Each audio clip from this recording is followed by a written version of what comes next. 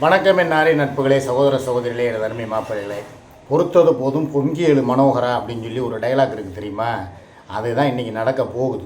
அதாவது வாழ்ந்த வரைக்கும் கொத்தடிமை வாழ்க்கை வாழ்ந்த வரைக்கும் போதும், இனிமேல் அடிமை விலங்கை உடச்சிக்கிட்டு வெளியே வர போகிறேன். ஏன்னு கேட்குறீங்களா? எப்போ பார்த்தாலும் என் குடும்பத்தையே கழுவி ஊற்றுறா, என்னையும் டாமினேட் பண்ணுறா, மீடியாவுக்குள்ளே உட்காந்துக்கிட்டு வாடகை புருஷன் புரோக்கரு என்னென்னமோ சொல்கிறா. ஆனால் நேற்று ஒருத்தன் செருப்பால் அடித்த மாதிரி ஒரு சூப்பர் கேள்வி கேட்டேன். அதுக்கு இவனால் பதில் சொல்லவே முடியலை. என்னென்னமோ சமாளித்து பார்த்தான். அதாவது அவன் நல்ல கேள்வி தான் கேட்டான். சிங்கப்பூருக்கு நீ போனீல, அப்போ இதே உங்கள் அன்னைங்க, உங்கள் பாலவிநாயகம், உங்கள் அம்மா எல்லாம் இதே ஊரில் தானே இருந்தாங்க, எல்லாருக்கும் தெரியும்ல. நீ என்ன போயிட்டு ஒரு வாரத்துலையா திரும்பின? 3 மாதம் 4 மாதம் 6 மாதம் இருந்த. கொரோனா டயத்தில் சிங்கப்பூரில் 6 மாதம் இருந்த. அப்போலாம் உங்கள் அன்னைங்களுக்கு உன் மேலே பாசம் இல்லையா? நல்ல தங்கச்சியை வளர்த்தவனுங்க, நல்ல தாய், பெத்த தாய். நீ எதுக்குமா சிங்கப்பூருக்கு போகிற? ஏப்பா நீ உனக்கு தேவையில்லாத வேலை, திருப்பூரில் ஏதாவது சாயப்பட்டறையிலையோ இல்லை திருப்பூரில் பனியன் கம்பெனிலேயோ இல்லை வேறு ஏதாவது ஒரு வேலை கைத்தொழிலை பார்த்து பொழைச்சிருக்க வேண்டியதானே? எதுக்காக இங்கேருந்து சர்வீஸ் பண்ணுறதுக்கு சிங்கப்பூருக்கு போனேன் அப்படின்னு சொல்லி கேட்டிருக்கலாம்ல. அப்போ கேட்கலை.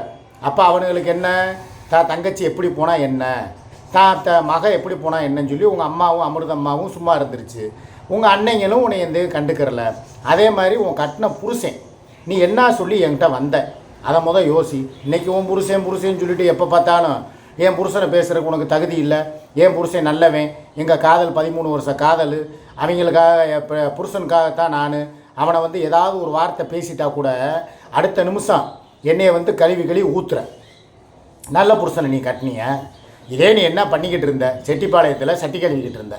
உன் புருஷன் உன்னைய என்னென்ன வேலையோ பார்த்து சம்பாதிக்க விட்டு வேடிக்கை பார்த்தவன். அப்படி இருக்கிற புருஷன் உன்னை சிங்கப்பூர் போனதும் அவனுக்கு நல்லா தெரியும்.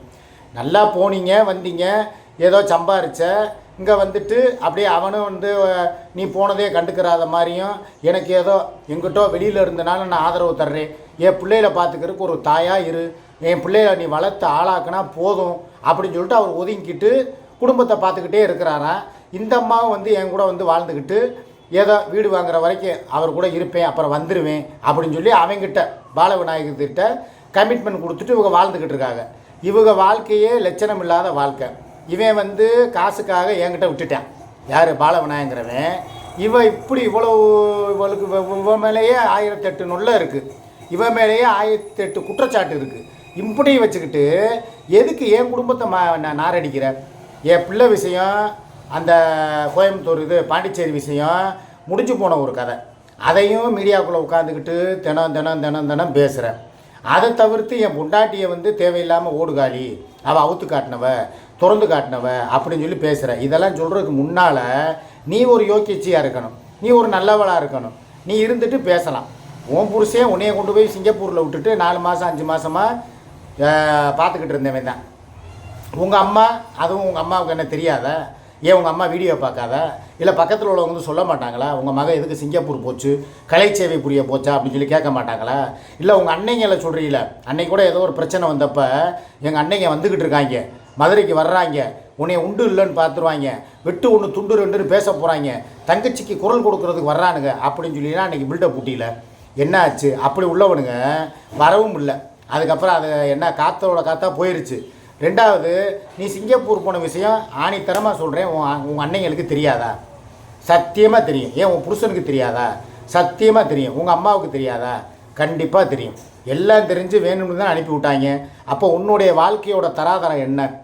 நீ நல்லா யோசிக்கணும். இங்கே உட்காந்து சம்பாதிக்கிறதுக்கு முயற்சி பண்ண, இங்கே வர்ற வருமானம் உனக்கு பத்தலை. 500க்கும் 1000க்கும் 2000க்கும் 5000க்கும் போய்கிட்டு இருந்த.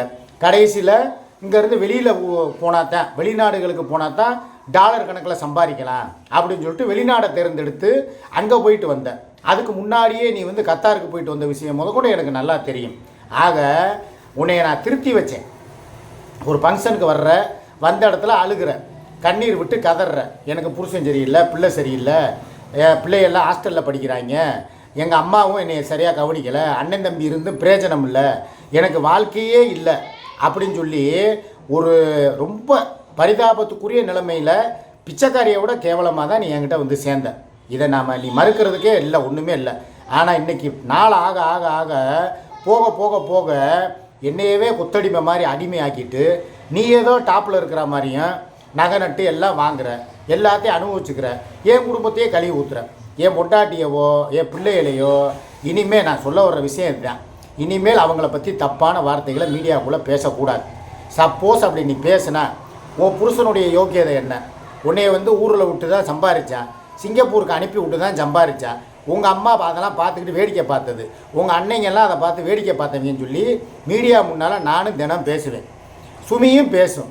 நீ என் குடும்பத்தை பேசுனா உன்னைய மாத்திரம் இல்லை, உன்னைய பேசி நீ எங்களை பேசுனா பிரச்சனை இல்லை, இது நம்ம 3 பேருக்குள்ளே முடிஞ்சிடும். ஆனால் நீ என்ன பண்ணுற, அதையும் தாண்டி போகிற. என் பிள்ளைகளை பேசுகிற, என் குடும்பத்தை பேசுகிற, இன்னும் என் குடும்பம் தான் ரொம்ப தாழ்ந்தா மாதிரியும் நீ ரொம்ப ஒசந்தா மாதிரியும் மக்கள் முன்னால் கொண்டு போய் சேர்க்குற, ரொம்ப நாரடிக்கிற.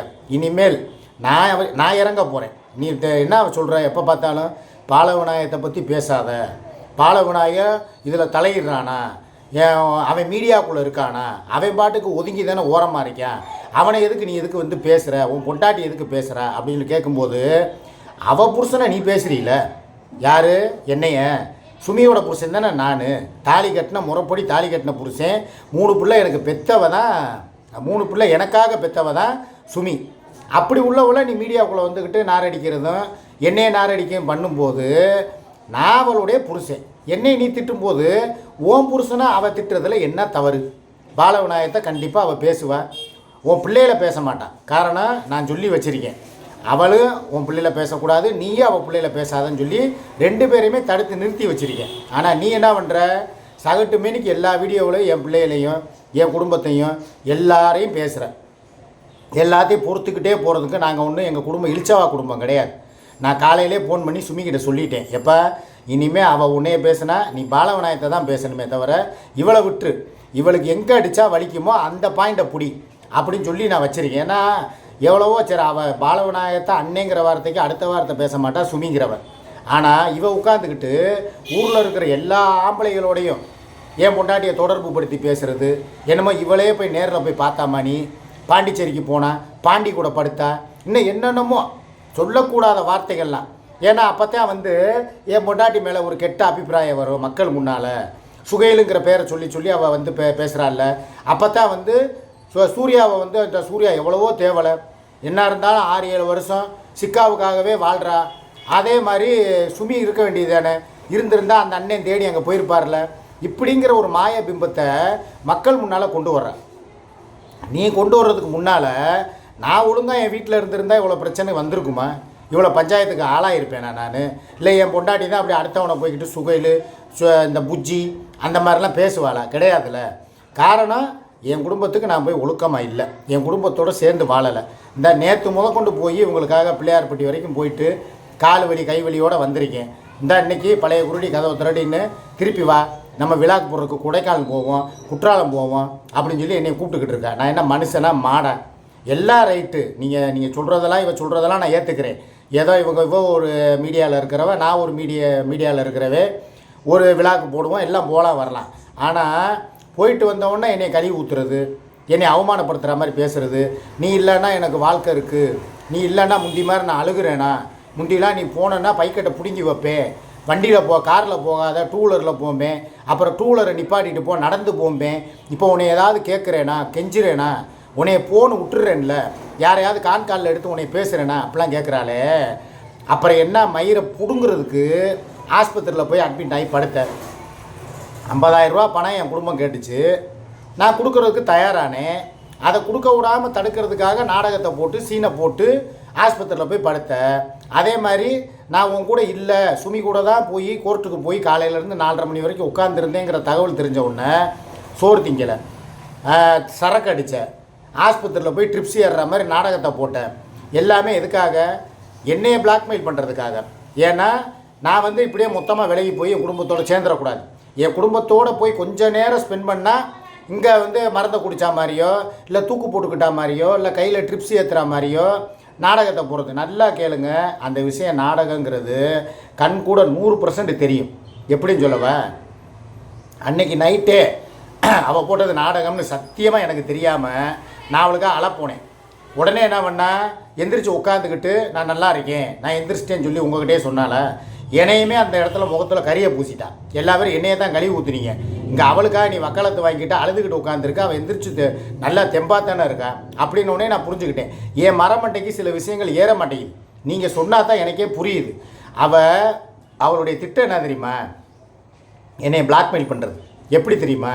நான் என் குடும்பத்துக்காக கோர்ட்டுக்கோ இல்லை ஏதாவது நல்லது உள்ளது வாங்கி கொடுத்துட்டாலோ இல்லை போய் அங்கே போய் வீடியோ போட்டாலோ இல்லை சுமி கூட கொஞ்சம் நெருக்கமாக இருக்கிற மாதிரி ஏதாவது ஒரு சம்பவம் நடந்துட்டாலோ உடனே இங்கே வந்துக்கிட்டு நான் மருந்தை குடிச்சிருவேன், நான் எதுலையா தொங்கிடுவேன், நான் வந்து சரக்க ராவா அடிச்சுட்டு லைவ் போடுவேன். அதிலே அன்றைக்கி சொல்கிறா, நான் லைவ் வந்து போடுறதுக்காக போனேன். என் தங்கச்சி பிள்ளைகளும் யார் பட்டன் மஞ்சு சில பேர் சேர்ந்துக்கிட்டு ரேவதி விஜய் அண்ணன் ஒரு சில பேர், நான் பேரை சொல்ல விரும்பலை, எல்லாம் சேர்ந்துக்கிட்டு நீங்கள் லைவ் போட்டுறாதீங்கக்கா, வேணாக்கா, நீங்கள் அமைதியாக சரக்கு அடித்தா நிம்மதியாக தூங்குங்கக்கா அப்படின்னு சொல்லி சாப்பாடு முதற்கொண்டு ஆர்டர் போட்டு விட்ருக்குறாங்க. என்னென்ன நாட்டுக்கோழி, சுக்கா வறுவல், பிரியாணி, அப்புறம் என்னென்னமோ ஆர்டர் போட்டு சோறு, தலப்பாக்கட்டியில் சோறு, கோயம்புத்தூரில் கோவை கார்த்தி வாங்கி கொடுத்தாரு பார்த்தீங்களா டப்பா பார்சலு, அதே மாதிரி சோறு. அப்போ உங்கள் அக்காவை எக்கா குடிக்காத, நீ பேசாமல் இரு, அண்ணன் வந்துடுவார் சாயங்காலத்துக்குள்ளே அப்படின்னு சொல்கிறதுக்கு உங்களுக்கெல்லாம் வக்கு இல்லை. நல்லா குடி, சாப்பிட்றதுக்கு உங்களுக்கு நாங்கள் சைடிஷ் வாங்கி போடுறோம், நல்லா தின்னுட்டு சரக்கு அடிச்சுட்டு போய் ஆஸ்பத்திரியில் படுத்துக்க. எனக்கு என்னமோ என்ன டவுட்டு தெரியுமா? இந்த ஆஸ்பத்திரியில் போய் படுக்கிற பிளானே இந்த கும்பல் தான் கொடுத்துருக்குன்னு நினைக்கிறேன். அவனை அப்படியே விட்டுறாத. ஏன்னா ஒரு நம்பரை தூக்கி நான் அன்றைக்கே செல்ல சுவிட்ச் ஆஃப் பண்ணி போட்டேன், விழுதுகள் நம்பரை. ஆக பெர்சனலாக இருக்கிற ஆளுகளில் தான் ஒரு ஆள் சூர்யாவை ஏற்றி விடுதுங்கிறது நல்லா தெரிஞ்சு போச்சு. ஒன்று மஞ்சு, இல்லையா அந்த ரேவதி விஜய், அப்படியும் இல்லையா இன்னும் ஒரு சில பேர், அவங்க பேரை சொல்ல விரும்பலை.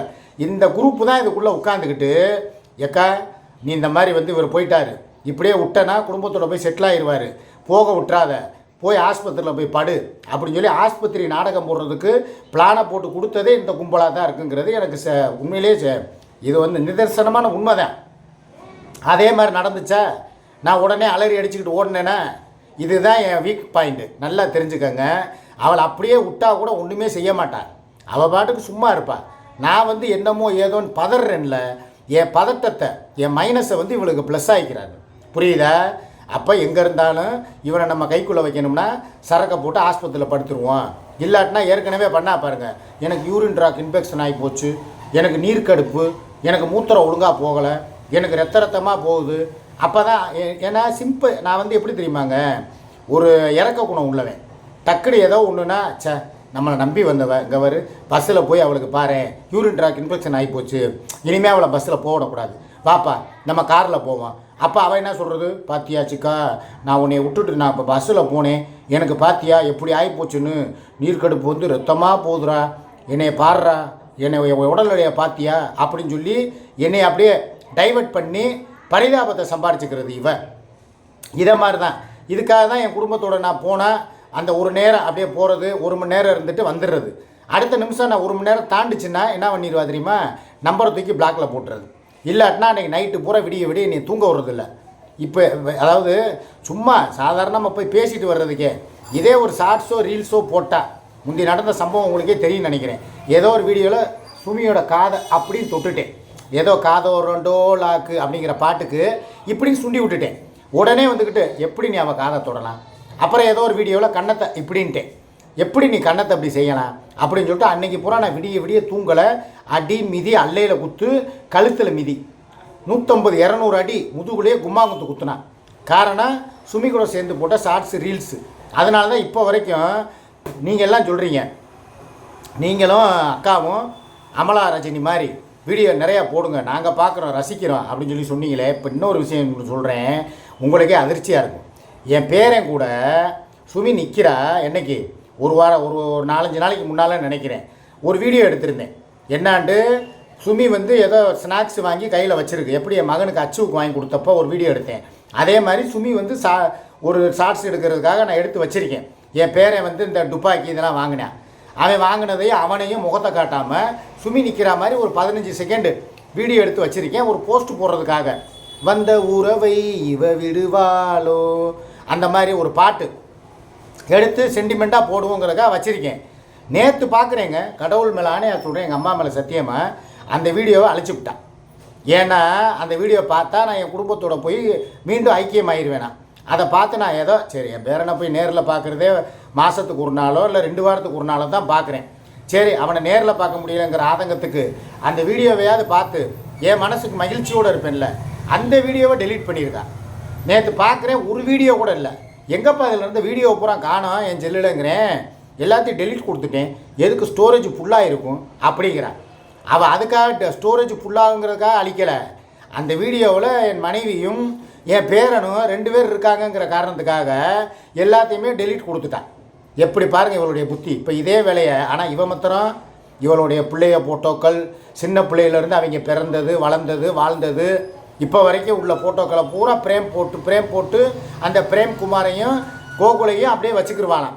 இவள் புருஷன் ஃபோட்டோவை முதற்கொண்டு பத்திரமா வச்சுக்கிடுவாளாம் குடும்ப ஃபோட்டோவை. ஆனால் நான் என் குடும்ப ஃபோட்டோவை என் பேரனையும் என் பிள்ளைகளையும் ஃபோனில் கூட பார்க்கக்கூடாதான்.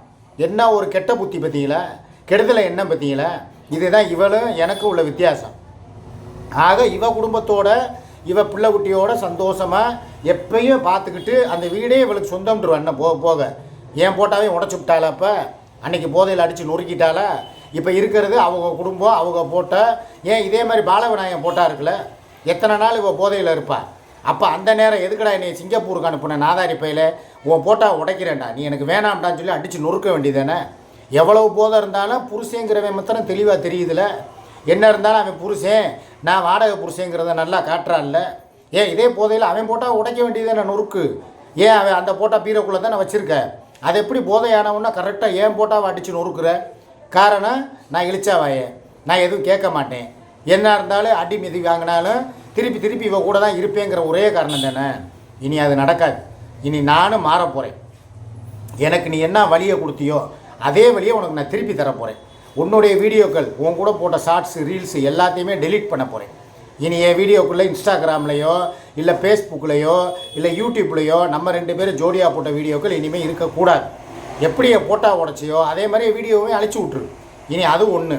2வது, ஏன் போட்டா உடைச்ச மாதிரி அவன் பாலவநாயகம் போட்டாவையும் நான் சுக்குநூறாக நொறுக்குவேன். உன்னால் முடிஞ்சால் நீ தடுத்து நிறுத்திப்பார். அதே மாதிரி நானும் சரக்கை போடுவேன். எப்படி நீ சரக்கை போட்டு ஏன் போட்டா உடைச்ச? ஏன் உனக்கு தான் சரக்கு போட தெரியுமா? பொம்பளை நீயே குடிச்சிட்டு இவ்வளோ வேலையை பார்க்கும்போது ஆம்பளை நான் குடிக்கக்கூடாத?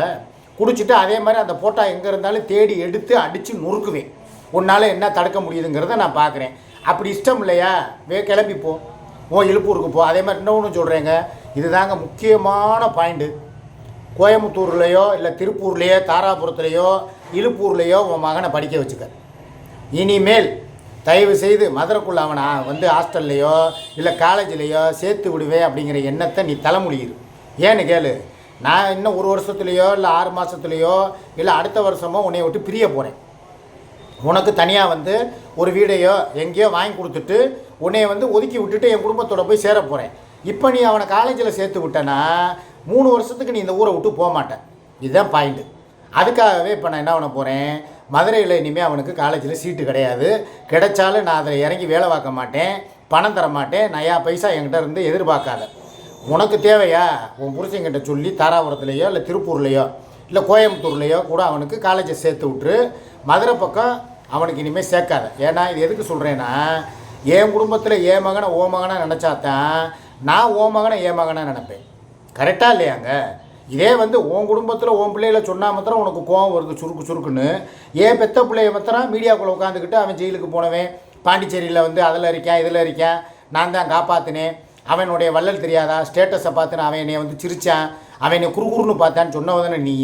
இதே ஓ மகனை ஒரு நாள் ஏதோ சட்டை போடாமல் ஒரு வீடியோ போட்டாங்கிறதுக்காக நான் திட்டினேனே, என்னென்ன கேள்வி கேட்டேன், இப்படிலாம் விடலாமா அப்படின்னு சொல்லி நான் கேட்டேன். அதே மாதிரி விளாடாத, பிள்ளைகளை விளாட்டில் வச்சு கெடுக்காத, எப்போ பார்த்தாலும் பப்ஜி கேமு இந்த ஃப்ரீ ஃபயரே விளாட விடாத, நிப்பாட்டுன்னு சொன்னதுக்கு என்ன பண்ண, என் பிள்ளைகளை வளர்க்க எனக்கு தெரியும் சொன்னீல. அதே மாதிரி தான் உன் பிள்ளைகளை நீயே வளர்த்துக்க. காலேஜ் சேர்க்குறதா இருந்தால் வெளியூரில் போய் சேர்த்துக்க, மதுரைக்குள்ளே சேர்க்காத. அப்புறம் 3 வருஷம் உன் பின்னாலேயே நான் லோலோன்னு தெரியணும். கோகுலையும் அதே மாதிரி தான், இங்கே சேர்க்காத, கொண்டு போய் ஹாஸ்டல்லே அவன் இன்னும் ஒரு 2 வருஷம் படிக்கட்டும். இப்போ 8வது படிக்கிறான்ல, 10th வரைக்கும் அவன் அங்கேயே இருக்கட்டும் தாராபுரத்தில். இவனை மாத்திரம் கொண்டு போய் கோயம்புத்தூர்லேயோ இல்லை திருப்பூர்லேயோ சேர்த்து விட்டுரு, மதுரைக்குள்ளே அவனை சேர்க்காத. அவளை தான் சொல்லுவேன். சேர்த்தா அடுத்த 3 வருஷத்துக்கு அவன் இங்கே தான் இருப்பேன். அப்புறம் அதுக்கு ஒரு பிரச்சனை. நான் தான் சொன்னேன், சரி உங்கள் அம்மாவுக்கு ஒரு வீடை பிடிச்சி மதுரையில் வை, அவங்களும் தனியாக அங்கே போய் இருந்துக்கிறட்டும், சாப்பாடு உங்கள் அம்மா செஞ்சு கொடுத்துக்கிறட்டும் சொல்லி நான் தான் பிளான் போட்டு கொடுத்ததே. அதுக்கப்புறம் அவள் சொன்ன மாதிரி உங்ககிட்ட சொன்னேன். அதுக்கு நான் உங்கள்கிட்ட சாரி கேட்டுக்கிறேன்.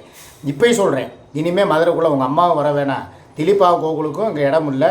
அவங்கள ஊர்லேயே போய் வெளியூர்லேயே சேர்த்து விட்ரு, வெளியூர்லேயே அவன் காலேஜில் படிக்கட்டும். என்றைக்கு என் குழந்தைகளுக்கு என் பிள்ளைகளுக்கு மரியாதை கொடுக்குறியோ அன்னைக்கு என் பொண்டாட்டிக்கு மெயினாக மரியாதை கொடுக்கணும். அதுக்கப்புறம் வேணால் திலீபா கோகுல் இங்கே சேர்க்குறத பற்றி யோசிப்போம். உனக்கு 2 வாரம் டயம் தரேன், எனக்காக உனக்காக, அதுவும் எனக்காக நீ வந்து யோசித்து பார்த்து இனிமேல் என் பொண்டாட்டியவோ பிள்ளைகளையோ பேச மாட்டேன்னு சொல்லி எனக்கு சத்தியம் பண்ணணும். அதுவும் சும்மா கிடையாது, உன்னுடைய கடவுள் மேலே, பாண்டிமுனி, அப்புறம் பிடாரியம்மே, மடப்புறம், அப்புறம் என்ன வந்து என்னென்ன சாமி, தூண்டி கருப்பு, எல்லா சாமி மேலேயும் சத்தியம் பண்ணி இனிமேல் உன் குடும்பத்தையோ உன் பிள்ளைகளையோ அவதூறு பேச மாட்டேன், உன் பொண்டாட்டியை இனிமேல் திட்ட மாட்டேன். அவங்க எனக்கும் உன்னைய மாதிரி தான், நீ எனக்கு ஒரு தெய்வம் மாதிரி. நான் வந்து உன்னை எப்படி நினைக்கிறேனோ அதை மாதிரி தான் அவங்களையும் நினைக்கிறேன். சுமி வந்து இனிமேல் சுமியை பற்றி ஒரு வார்த்தை பேச மாட்டேன், அவங்களே என் சகோதரி அப்படிங்கிற மாதிரி சொல்லி வீடியோ போட்டு மன்னிப்பு கேட்டால் அடுத்த கட்ட நடவடிக்கையை நான் யோசிக்கிறேன். இல்லையா குட் பை சொல்லிட்டு போயிட்டே இருப்பேன். ஓகேவா? என்ன மக்களே, இன்றைக்கி நான் பேசுனது கரெக்டாக பேசியிருக்கேன்னா கமெண்டில் சொல்லுங்கள். மத்தியானம் வந்து 1 மணிக்கு உங்களை நான் சந்திக்கிறேன். ஓகேவா? பாய்.